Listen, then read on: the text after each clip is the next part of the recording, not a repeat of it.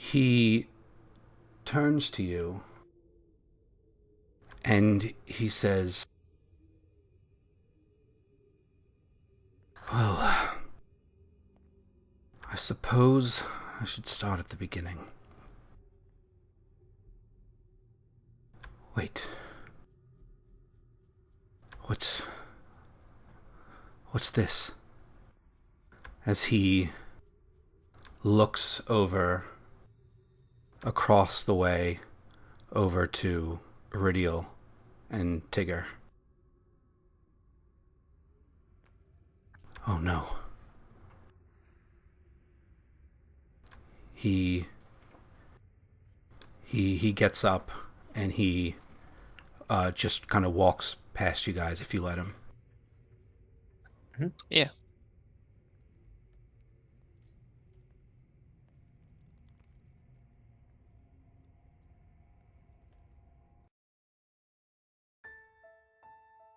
He kneels down besides you, Iridial.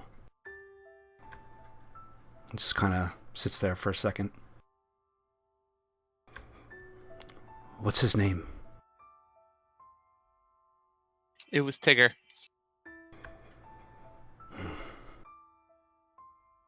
Thank you, Tigger, for saving me. I won't forget what you have done for me today. You risked your lives and sacrificed greatly facing this evil. He turns towards you, Iridial, and reaches out towards Tigger with his hand. May I? Sure. He mutters an incantation under his breath, and Tigger's fur begins to stiffen. Have no fear, I'm merely halting the natural process the body goes through after one passes. You might know this as gentle repose. He seems to think for a second. Now, I don't want to give you false hope, but you have done a great service for Gozra today. She must have faith in you, knowing that she opened the doors to her inner sanctum to you. If you would help me, we may still be able to return Tigger to this world. Is that something that you would want? Yeah, of course. I would do anything to return Tigger. Would you help me carry him to the altar? Yeah, I take the bear cloak off my back that I had gotten from the other Beastmaster, and I kind of try to pull Tigger on it, and we can use that to carry him over. Yeah, and as he does it, you kind of maybe Aklon, you see that Harlock is not the strongest, and he's like fumbling, especially so he will eagerly take any help he can get. So as you lay Tigger on the cloak, you guys lift him up, and he guides you over to the altar. We just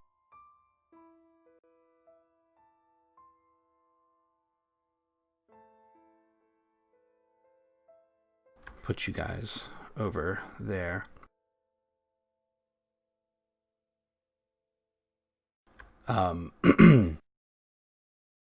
Harlock begins a ritual. Wind and the waves hear me. I beseech your aid, for a life unbeholden to your will has forfeited in its service. Your brother Tigger has crossed into your realm, yet his vessel is strong and worthy of a second chance. Suddenly, the door to the sanctuary slams shut, even though I already shut it. the 4 lights in the room wink out. Dang. It gets eerily silent as a dull light begins to glow around Tigger. Harlech whispers a Gozrian prayer. Suddenly the wind and the water motes begin to stir and whip up into a massive storm all around you. The room begins to fade away as it appears as if you are standing in the middle of a vast ocean. Ominous clouds and streaks of lightning fill the sky. The sound is deafening. A faint blue light deep beneath the ocean waves appears. The light gets brighter as it ascends up until it crashes through the surface. The Triton avatar of Gozra appears before you. Harlech bows deeply. Lord of the waves, I am humbled by and in all of your presence. I have failed you. I could not keep the corruption of evil from permeating these walls or your disciples. Yet these men here have ended it. These men are not my disciples, he says. They thrive entertaining those who would see nature civilized. Why have you summoned me? Do they ask for a boon for their service in merely doing what was right? No, Lord. I asked this boon, not for these men, but for a disciple of yours, a companion of theirs, who succumbed to his injuries doing your work. Brother Tigger. I see. The journey back to the living is not only difficult for the soul, but for the vessel as well. Prove to me that his body is strong enough to withstand this process of rebirth. Of course, Lord. And he looks, Harlech looks like he's in the process of like running the point on the ritual, and he kind of like looks out to who can do essentially a medicine check to prepare the body of Tigger to make sure he is ready. Anyone but Iridial. Oof. I think it's gotta be me. I think. Hero point. Oh yeah, okay. Yeah. Let's do this. So, Job, you step up. I step up. Okay. And you need to make a medicine check. Solid.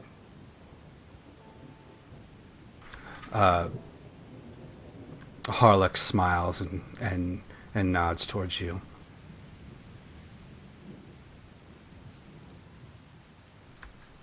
Gozra, the avatar of Gozra, looking out towards all of you while Job prepares Tigger. I sense the way before you is difficult. Your fallen brother, if returned, will not be the same as he once was. And I have no doubt that all of you will not be the same as you are now before your journey is complete. As he begins to sink back down into the waves, he says, "Earn this." You find yourself once again standing in a vast tumultuous sea with only darkness on the horizon. Iridial, you feel a chill on the back of your neck, a cold breeze that does not match the ferocity of this storm. It is gentle. You feel a hand gently lay upon your shoulder. You turn to see a translucent female air elemental avatar of Gozra. She smiles at you and points forward. Turning your gaze towards her outstretched hand, you now see a glimmer of light and an island ahead of you. Suddenly you are whooshed across the water towards the shores of this magnificent, biodiverse paradise as the storm subsides.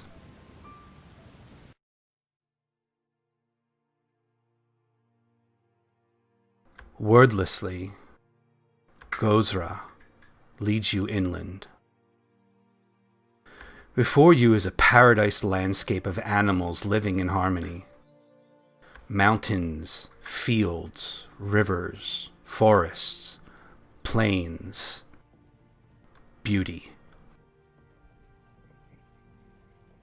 Lord of the wind, I am humbled by and in awe of your presence. I have failed you. Hush, my child, Gozra says. You have kept your faith throughout. Each of you is the master of your own path. Let your own conscience rest. Thank you, Your Grace. We come to you. I know why you have come here. Do you see these animals? She points out across the lands, which now almost seem infinite, as well as an unfathomable amount of animals. They are all at peace. Only a fraction of them were lucky enough to be born into your realm. So many potential souls unclaimed by vessels. Why should Tigger be given 2 lives, while so many have had none? Harlock thinks for a second. Says, the bond between him and Iridial is strong, Your Grace. They need each other for the arduous journey that lay ahead of them. Their success will benefit us all. She seems to contemplate for a moment, and then looks to you, Iridial. Very well. Iridial, call out to him. He is in paradise now, and must be willing to return to the lands of the living. As you look out, you can't, there's just so many different animals, and it's not like it's an overcrowded zoo. Like, if you focus, it just seems like each animal has plenty of land and with their kind, but if you kind of focus out, it just seems like an endless sea of animals. It's very surreal. And she instructs you to call out. So I'm just quiet for a second, and rather than shouting, I just kind of picture him in my mind, and I just whisper to him, Tigger, I really miss you, and I know you're at peace here, but I really want to continue our journey together, and I hope that you will come back and spend some more time with all of us. Make a nature check.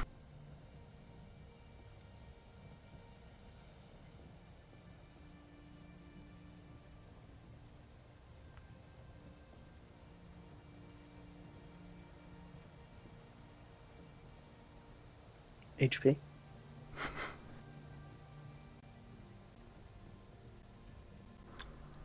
Okay. Wait, I'll use a hero point. So the extra pause. Okay. At first you think you might see him, but it's just another tiger. You wait around. Time seems to kind of stand still here, so you don't know how long you've been waiting. And then from out beside coming out of the side of the forest, not too far away from you, you see him. He kind of pats over to a nearby stream and takes a drink of water. And he kind of sniffs the air, and you see him almost kind of like sniffing up in the air curiously, like, did he hear something on the wind? And he looks directly over at you, but you don't actually think he can see you. But he's looking right at where you are. Harlech begins an incantation in a tongue that you are not able to understand. You see Gozra reach out towards Tigger and towards you, Iridial.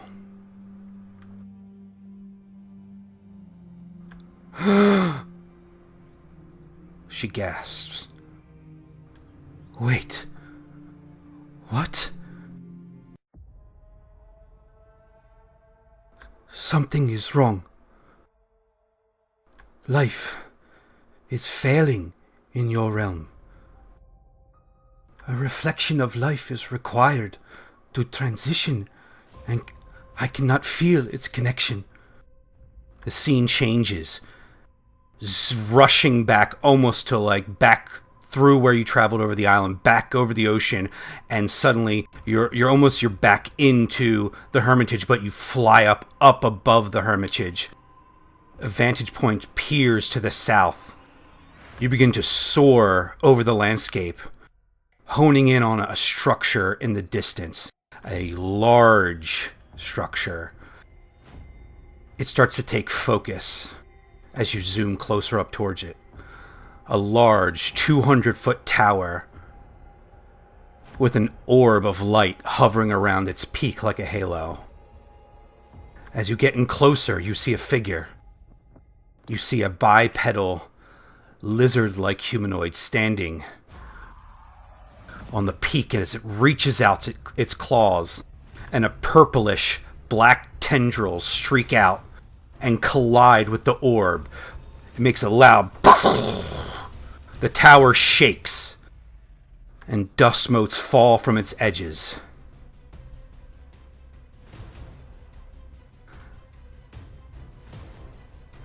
The scene slowly fades out. In the darkness, you just hear Gozra's voice. You must find a way to restore the reflection of life. I am sorry. And suddenly, it fades back up, the 4 torches of the room relight, and you are back inside of the chamber.